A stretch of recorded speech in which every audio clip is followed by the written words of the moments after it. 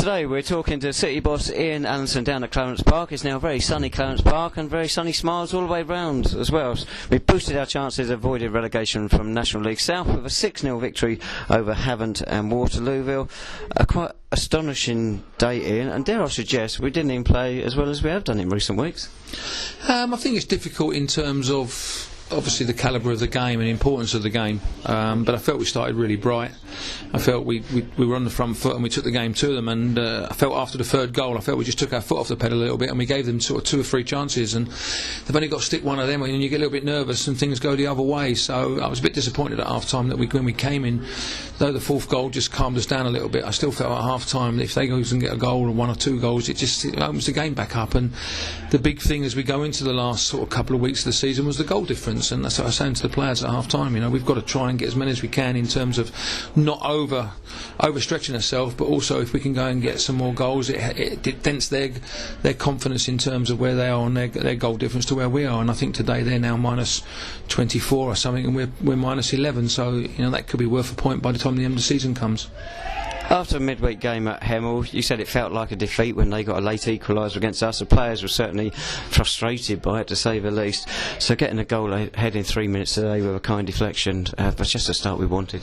Yeah, it does. It just carries our nerves away a little bit, because there was a hell of a lot to play on today. You know, if we'd have got beaten today, it would have been a mountain to climb with 2 games to come in terms of having to go and win both games. So though it does take the pressure off slightly, you know, it's not something we will take the pressure off, but you know, it doesn't mean that we've got to go and win now at Wealdstone. The one thing you've got to do is remain unbeaten now for the last 2 games, and hopefully one of those will be a win. And I think that, you know, 49 points will definitely be enough, but 48, 47 might be enough.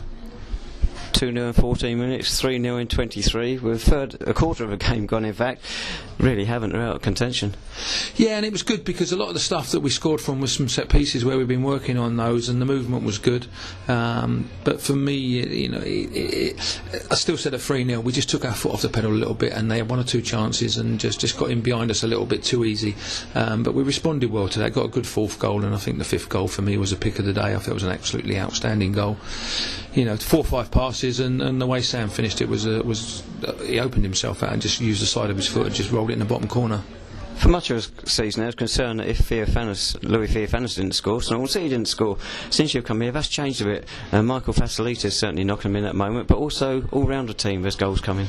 Yeah, and that's how we should be. And you know, we should have all the players in terms of where we are should be looking to score goals. A lot of the players there are good enough to go and do that. You know, we work on set pieces, we work on our forward play, and we've got some good players, as we said, belong. You know, that changing room. You know, when we look at where we was, had underachieved this year.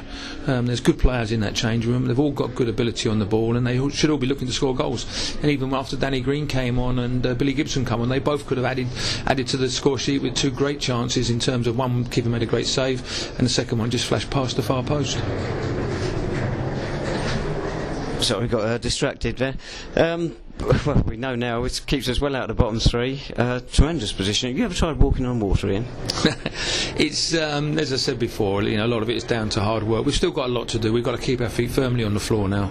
You know, nobody will be allowed to take their foot off the pressure. We have to keep pushing, and we want to finish the season as well as we can, because you know, we want to maintain our status in this league. And then if we do that, you know, and we can do that, then we can start building for next season. And then you know, we've seen again today, we've had a crowd of 700 here again. It's amazing.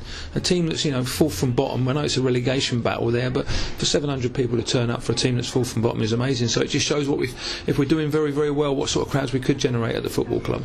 We mentioned what the mood was like amongst players after the game on Tuesday. What was it like before the game today? Presumably they had picked themselves up again. It had to. We spoke on Thursday about it. You know, we said on Thursday, it's gone now. There's nothing we can do about it. At the end of the day, we have to look at it as a point gained, because of the situation going there. You've seen again, you know, Hemel have beat Oxford again today. You know, so they've been on a great run, and we're the only side that sort of upset them over the last few weeks. And quite easily we could have come away with the 3 points. We didn't, but we have to look at it as a point gained away from home. And if we went and got a point at Wealdstone next week, I'd be over the moon with that. Obviously we're going to go there to try and win the game, because that's the way the nature's been over the 10-12 weeks I've been here. We don't set out our stall at any stage to go and try and draw a game. We have to win every game we play, and at the moment we're succeeding, and we've got to take that forward to next week. You mentioned about the players underachieving this season prior to your arrival. One player who was sent here by you from Bournemouth, Charlie McDonald, a great transfer move as far as we're concerned. Well, Charlie needed to play games, and that was the big thing with it. Charlie was out, obviously, in the summer with a knee operation. He never really got his full fitness back, so it was beneficial for both clubs. It was beneficial for Charlie, it was beneficial for Bournemouth. And once Charlie started to play sort of 6-7 games under his belt, you can see that he's a quality player. You know, he's a good player. He's scored great goals for us. But not only that, it's his overall team performance and the way he is in the change room. You know, he's a 35-year-old experienced footballer who's played a lot of games at this level, and he helps some of the younger lads, and he talks to them, and he's been the reason why we've obviously, from the change room point of view, has improved, and he's obviously helped people like Louis Fiapunis, Michael Falasitas, and people like that. And he's helped them get the goals where we've come in over the last few weeks. You put Ben Martin and Charlie, we just spoke about there, straight back in the side today after they missed out on Tuesday. Was there any concern over their fitness today? There was concern right up till kick-off. I mean, I got a text message from Ben this morning. Obviously up till sort of late last night I got a text message to say he was 50-50, and early this morning I got a text message to say that it was okay. Charlie was a chance we had to take. It was a chance I felt we had to take. We didn't do a fitness test with him. We just let him do the warm-up. We had it planned that if he broke down in the warm-up, we had a contingency in place where we would just change it slightly, but he came through the warm-up and he got a little bit tired towards the end and a little bit sore. So we've got him off, but we've got a good week now. We've got a spare week where we can go and spend some time with him, and hopefully he'll be fully fit by the time we come into next Saturday. I remember about a few weeks early in your reign when we played down at Bath, and you and I sat on a bench having a chat after the interview finished, looking at the position we were in then. Did you really think we could be where we are now? After that game, I'd have to say no. I didn't think we could. I felt we were a team that was on the floor. But we had a good week that week in training, and it worked very, very well, and we had short, sharp sessions, and the players. And the thing that stuck out to me was how good these players were. And it was just really trying to get the confidence. We had a bit of fortune against Whitehawk where we got a penalty and had a man sent off, and they were a little bit in disarray at the time, so it was a great time to go and get that 6-0 win. And ever since then, really, it's just give the players the confidence back to go and perform to this level. Obviously, they have to be pushed in the right areas, and we have to keep their feet on the ground. But they've worked extremely hard for me over them. That sort of 6, might even be 10 weeks now. But it was, as I say, after that Bath game, it did look like for me it was going to be very, very difficult. But the players have to take all the credit for it in terms of the performances, because they've gone out and performed. They've worked extremely hard.